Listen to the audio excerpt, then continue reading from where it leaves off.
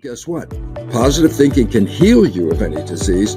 Negative thinking can create any disease. It can even kill you. So I say, when do the programs come in? I go, the programs start coming in the last trimester of pregnancy.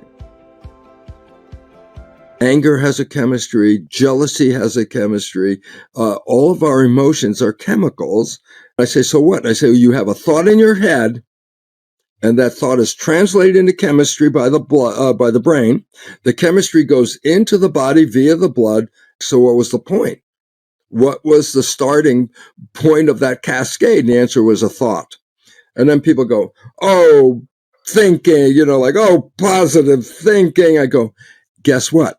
For nearly 100 years, medicine has recognized, positive thinking is very important because it provides for what we call the placebo effect.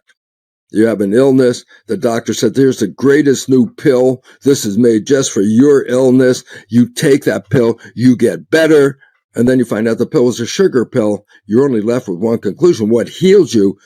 The belief in the sugar pill. Now, everybody go, placebo. I go, but no one talked about, what about negative thinking? Nocebo. The nocebo. And I go, equally powerful in shaping your life, but in the opposite direction. The brain is a computer. The cells are miniature chips. The body's got 50 trillion chips. But when you put all the chips together, that's called a computer. When you would buy a brand new computer, you spent a couple $1,000s, okay? You just took it home. $2,000. I say, brand new. I say, push the start button. The screen lights up. That's called booting up. It's booted up. The screen's lighted. And I go, now do something. And you go, I can't do anything. I said, you just bought a brand new computer. What do you mean you can't do anything? Before you can use a computer, you have to put programs in a computer. I go, oh, but the brain is an organic computer, just like the silicon one you use. I say, we need to put programs in so we can use a computer. So I say, when do the programs come in? I go, the programs start coming in the last trimester of pregnancy. The fetus is reading the environment. I say, how can a fetus read the environment? It's inside the womb. It can't. I go, remember, the fetus is nourished by the mother's blood. I go, yep. What's the role of the mother? Eat well, take vitamins and supplements, exercise. And I go, oh, is that all the mother has to do? In those days, it was the belief the genes are going to control it. The mother just had to nourish it.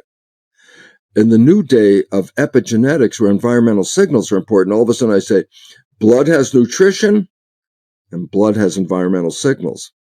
The emotional chemicals, anger, love, jealousy, whatever, they're chemicals that generate those experiences. So if the mother is having an experience, then the blood from the mother is going to go into the fetus. By the last trimester, the brain is now booted up. But now, guess what? It will read pattern.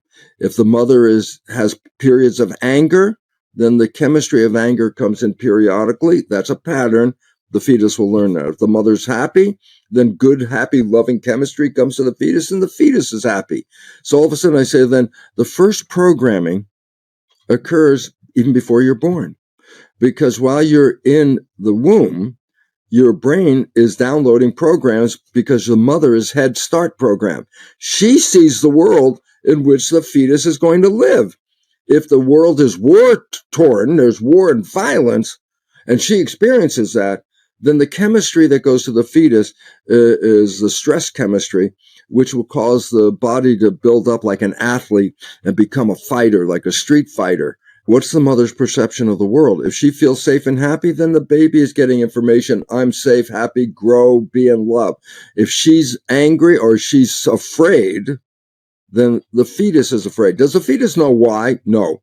The fetus has the chemistry of fear. It's just the chemistry. It has no vision, but it knows that out in that world, the mother is giving information that it's not safe. And if it's not safe, then the genetics has to change to make a body that will fight to survive versus, okay. So that's when the programming starts. But it really kicks into gear. We have the programming is the equivalent of putting a program in a hard drive in your computer. It's built in. Now it's a program. Okay. And then when the conscious mind, that's the creative mind, the subconscious mind, the hard drive, is the habit mind. It's got habits are programs. Programs are habits.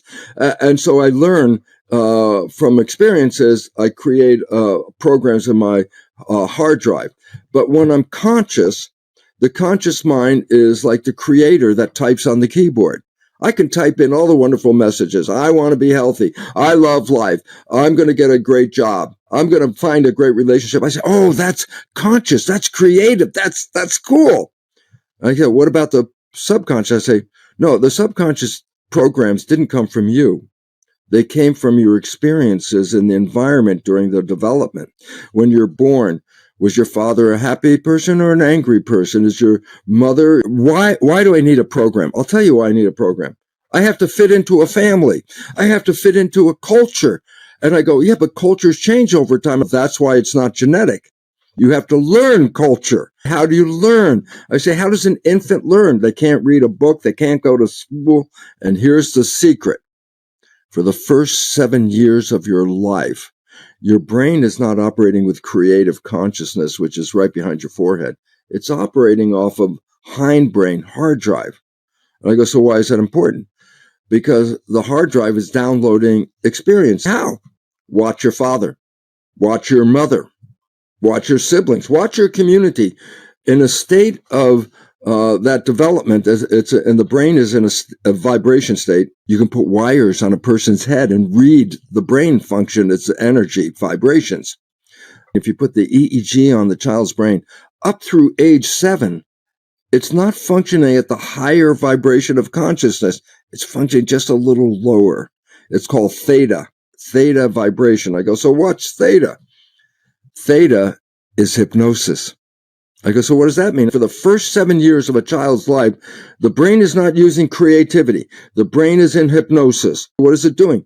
Observing how a father behaves, observing how a mother behaves, how a community behaves. It observes, and in state of hypnosis, it overrides the program because I'm creator. Then how come, as quantum physics said, consciousness is creating our life experience, then how come the world looks like the way it does? Violent, apart, chaos, all this stuff. It's like, where's that coming from? I go, that's coming from the subconscious. That's not the conscious. The conscious is, I want to be in love. I want to be healthy. I want to be happy. I go, then how come we're not living heaven on earth? Because that's what the conscious mind would create. How come we have this problem? And the answer is this. The conscious mind can type on the keyboard, just like on your computer. You can put the data in. You can create whatever you want. You can type on it. But the conscious mind, and here it goes, can think. I go, so what? I say, thinking is inside, and you have a picture in your mind.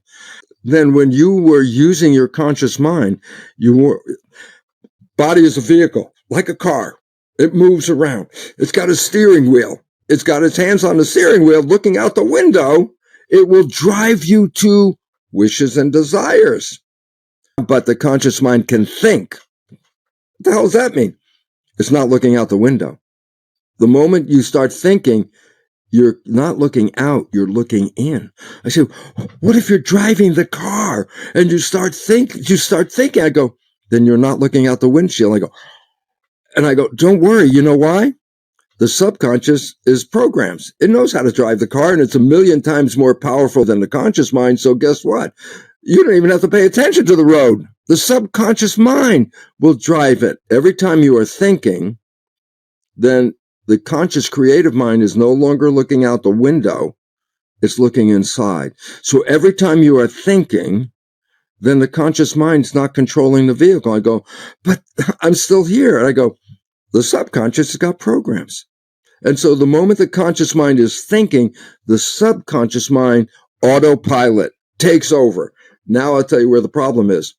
Where'd the programs come from in the subconscious mind? I go, from other people. Did their behavior match what you want in your life? Probably not. Here's the point, and this is it. 95% of the day is the amount of time a person spends thinking. Well, wait a minute. then 95% of the day I'm not driving the vehicle. And I go, nope, 95% of the day the subconscious programs. But they came from other people, good programs, bad programs. 60% of the programs we downloaded during that development are disempowering, self-sabotaging, and limiting beliefs.